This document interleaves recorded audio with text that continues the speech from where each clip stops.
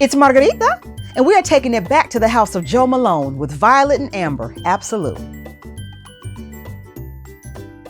So Jo Malone has been adding more oomph to her fragrances, as you've known in my other videos and many other reviewers' videos here.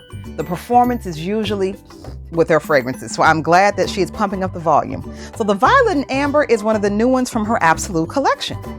The packaging is standard. It's very lackluster, especially for something that costs over $300. However, dropping things, the bottle is beautiful. Oh, this purple is beautiful, and the bottle is ombre, so it's open, amber colored glass at the bottom, like the amber, and then it goes to this beautiful metallic violet color. The bottles are beautiful. I can't say that like 10 times in a row, haven't I? They're really nice. Can you tell I like the bottles? It's very nicely designed, and I love how they were able to change the effects on the bottles. But it's not all about the bottle, is it? No, it's all about the scent. So this is a first impression on camera, so you can see how I respond or react depending on the scent. And I apologize, I don't have the notes in front of me, so I'm just going to go based on what my nose is telling me. So already I'm getting some projection because my arm is down here and I'm smelling the scent. So that's good. So the Absolu is definitely helping. And I did review another one, and I did a full day wearing on that one, and they last. The Absolu concentrations last all day. So these are actually worth the money. If you're going to spend a lot of money on a Jo Malone, definitely go for an Absolu because it's not going to disappear 10 minutes after you put it on. But I don't like the smell. And it's not that it's a bad smell, it is powdery, but violet is a very powdery note. It's a purple flower, and I'm not getting any of the amber. Well, a little bit.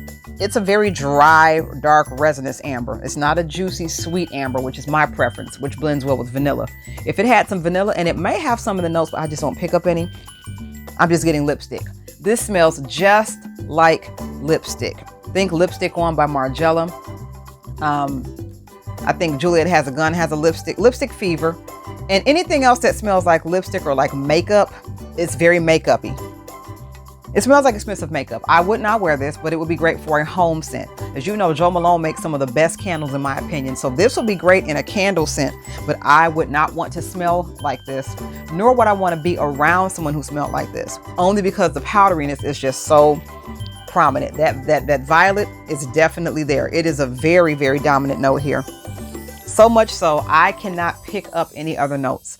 But if violet works for your body chemistry, if you like smelling powdery, and this is very mature, I would say this is for a mature woman. I don't smell much masculinity in this fragrance, but fragrance is unisex, so it's all about your body chemistry. But let me know, do you like this? Do you like any of the Absolus from the Jo Malone collection? They're all really good in the quality, but I have yet to smell one that I would actually wear.